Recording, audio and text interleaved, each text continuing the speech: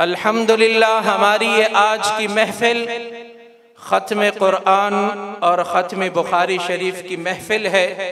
इस महफिल में अल्लाह तबारक व तआला की रहमतें बारिश की तरह बरसती है। कुरान करीम में अल्लाह तबारक व तआला ने इरशाद फरमाया कि जहाँ कुरान करीम पढ़ा जाता है वहाँ अल्लाह की रहमतें बरसती है। ख़त्म कुरान की महफिल है, ख़त्म बुखारी शरीफ की महफिल है, अनवारात व बरक़ात की महफिल है। इस महफिल में अल्लाह तबारक व तआला की रहमतें बरसती है। मेरे अजीज़ों, कुरान करीम की मजलिस है, इस मजलिस से कुरान करीम की निस्बत है और कुरान से जिसकी निस्बत हो जाए वो चीज़ आला व अरफा हो जाती है। आपने शब कदर की फजीलत सुनी होगी कि शब कदर एक रात की फजीलत जिसमें कोई इबादत करे, अल्लाह तबारक व तआला ने फरमाया कि उस एक रात की इबादत पर उसको 1000 महीनों की इबादत का सवाब मिलता है। मेरे अजीज़ों, रातें तो सारी अल्लाह की रातें हैं, दिन भी सारे अल्लाह के दिन है। ये वजह क्या है कि इस एक रात को अल्लाह ने ये खुसूसियत दी, अगर इस रात में कोई इबादत करेगा उसको एक रात नहीं, 2 रातें नहीं, 100 रातें नहीं, फरमाया एक रात की इबादत 1000 महीनों से अफजल है। आखिर वजह क्या है? उलमा ने नुक्ता लिखा है कि इस रात को ये फजीलत कुरान की वजह से मिली, इस रात की निस्बत कुरान से हो गई। इस रात में अल्लाह ने कुरान करीम नाजिल फरमाया, ये रात इतनी आला हो गई, इतनी अफजल हो गई कि एक रात की इबादत पर 1000 महीनों का सवाब मिलता है।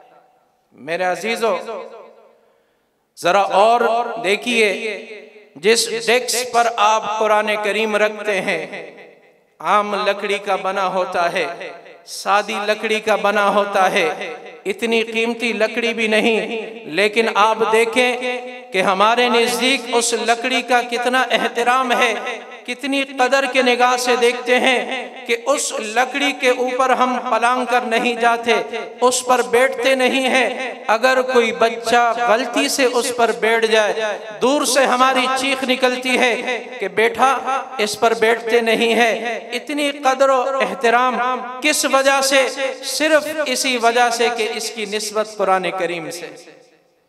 जिस कपड़े की निस्बत कुरान से हो जाए, मामूली सा कपड़ा होता है, सादा कपड़ा होता है, कभी कभार तो इतना बोसीदा कपड़ा होता है कि पटा हुआ भी होता है, लेकिन जब आप मस्जिद में आते हैं अलमारी से एक गिलाफ नीचे गिरा हुआ होता है, आप उसे उठाते हैं, सीने से लगाते हैं, माथे से लगाते हैं, एहतराम के साथ उसको चूमते हैं। अगर कोई पूछे कि क्यों इतना एहतराम, कोई कीमती कपड़ा तो नहीं, कितना एहतराम करते हो, तो जवाब यही मिलेगा कि अगरचे ये कीमती कपड़ा नहीं है, बोसीदा भी है, पुराना भी है, लेकिन इस कपड़े की निस्बत कुरान करीम से है। निस्बत ने इसको ऊंचा कर दिया। मेरे अजीजों, एक लकड़ी की निस्बत कुरान से हो गई, वो लकड़ी मोहतरम। एक कपड़े की निस्बत कुरान से हो गई, वो कपड़ा मोहतरम। एक रात की निस्बत कुरान से हो गई, उस रात की कीमत बढ़ गई। मेरे अजीजों, जिस इंसान की निस्बत कुरान से होगी उस इंसान की क्या कदर कीमत होगी।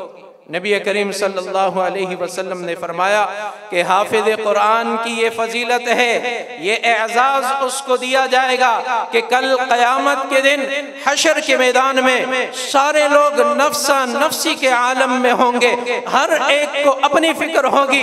हाफिज कुरान को बुलाया जाएगा, अल्लाह तबारक व तआला उसको जन्नत में दाखिल करने का हुक्म जारी करेंगे और साथ ये एजाज देंगे कि ए हाफिज कुरान, जाओ अपने रिश्तेदार में, अपने खानदान के लोगों में वो 10 लोग जिस पर जहन्नम वाजिब हो चुकी हो, उनको हाथ से पकड़कर अपने साथ जन्नत में ले जाओ। ये कितना बड़ा एजाज है।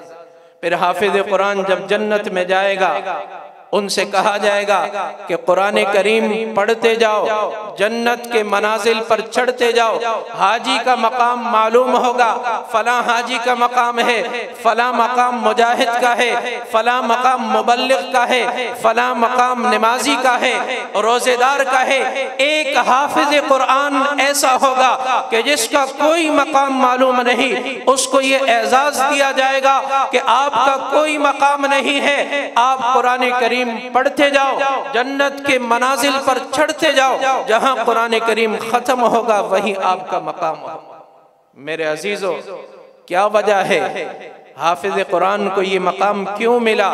इसलिए कि कुरान से निस्बत हो गई।